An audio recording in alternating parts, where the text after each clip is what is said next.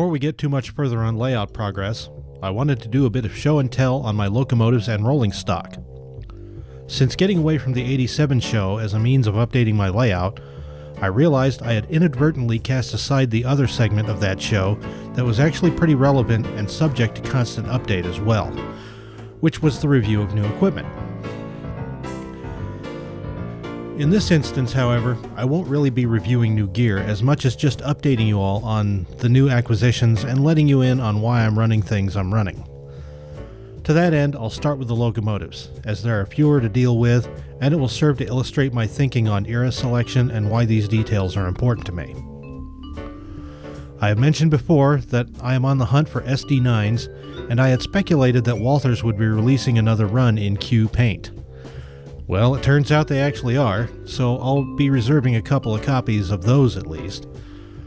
One thing that's important to note, especially for Colorado and Southern modelers, is that most of the early run SD9s owned by the CNS were painted in the black and gray scheme, and remained so until painted BN green when their turn came.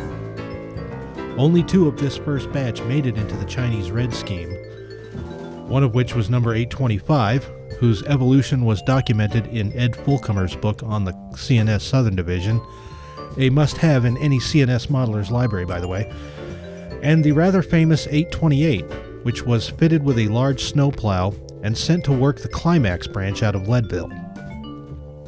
I may end up modeling this one, even though it really has no place on my current railroad. Who knows whether I might get an urge to model the Climax branch in the next decade or so. But 828 or not, it's important to note this detail about the paint jobs of CNS SD9s, as the later run of these units was so outwardly different.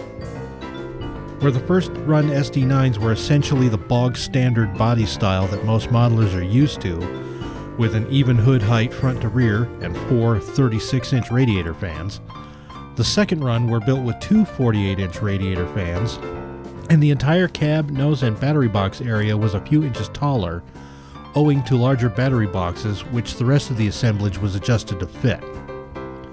I don't know if a plastic model of these has ever been produced, but the ones coming from Walthers and Broadway Limited do not fit this at all.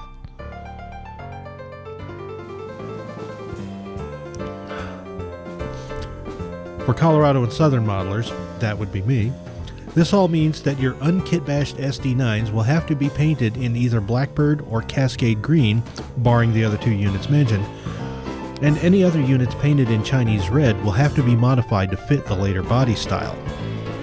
Meaning that all of my excitement for the next run of Walthers SD9 in Q paint will be limited to a couple of units.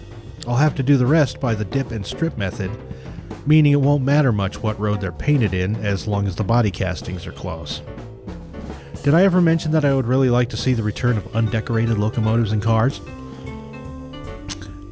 Anyway, all of this concern for SD9s in pre-merger paint suggests a question. Why are we running all of these older paint jobs?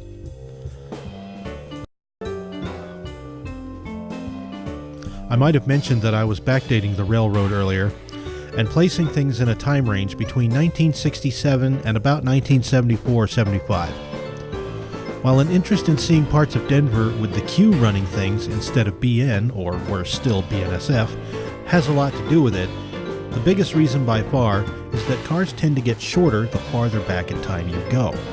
And after nailing down a couple of 40-foot cars, it occurred to me that I could run trains with shorter cars that would look better going through the tight turns, and I could raise the car count without making the trains unrealistically too long. If that last point seems a bit oxymoronic, remember that like a fishbowl, the overall size of the layout determines what a realistic train length is. A 30-car train is considered short on the prototype, average-sized on a large layout, and absurd on a small to mid-size layout like the previous version of the Associated Railroads. On that version, a 10-car train was about as much as I could justify between Myrtle Place and Two Creeks using relatively modern equipment like 62-foot beer cars and 54-foot covered hoppers, etc. If, on the other hand, I ran older trains with 40 and 50-foot cars, I could average a 13-car train in about the same actual length. End result? Better looking trains in tight spaces with greater operational interest. All of that was based just on the last track plan.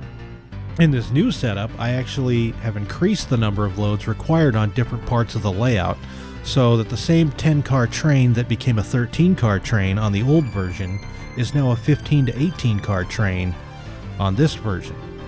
To wit, the Two Creeks outbound tracks can now handle 12 cars at a time using 50-foot cars. The inbound track for grains calls for a greater number of 40-foot grain box cars to fill its silos as compared to 1 or 2 covered hopper loads per cycle. The local that served the non-brewery traffic on the railroad used to be about 6 cars on average. That same train now weighs in at 12 to 16 cars depending on who's on the list that day. A load of lumber that would come in on a single center beam car today in real-world railroading needs at least 2 smaller flat cars on my railroad, and so on and so on. Now, in the real world, this would be seen as inefficient and undesirable. In model railroading, particularly on a switching layout, this adds to the visual appeal without making this too hard on the operators. Sure, your conductors will have to pay a little more attention to the switch list when setting out cuts of cars, but the operational difference between setting out 1 large car versus 2 smaller cars is mostly just on paper. So all of that has led to the aggressive intake of 50-foot insulated boxcars, and as if handed down from God, Walthers has been kicking out quite a few of these in the mainline series. Now, my only real issue with them is that there are so many I would like to have that I could get myself in serious financial trouble if I indulged my every whim. That said, I have been looking for the yellow striped Burlington cars for a few years now, so I grabbed up as many of those as I could. These cars were a staple of Colorado and Southern trains prior to the BN merger, and I just couldn't run a feasible version of the CNS without them. And as if that wasn't enough, I also have a bunch of Scale Trains kits coming in for their insulated boxcars. Now, most of these would require that I move my time period a little closer to the mid-70s, which would mean most of the motive power and so forth would be solidly Cascade green. But that isn't too far outside the bounds of reality, as I do already have a number of things decorated for such, and there's plenty coming from the manufacturers that can be adapted to that end without too much trouble. My broader goal here is to be able to have enough equipment that I can slide the era from the late 60s to the early 70s as an operating session rolls along, so we might begin the day in 1967 and end in 1975 with era-specific cars and locomotives leaving and entering the layout as each year changes. And I'm working out a scale for how to move that timeline forward. 1 actual hour equals 2 years or something like that. All in all, I'm learning more about the way the Colorado and Southern operated in Denver and what I need to do to adapt that to my layout. So, next time I get into this topic, maybe I'll cover operations and get a little more into detail about how each car type serves my railroad. Thanks for watching. See you next time.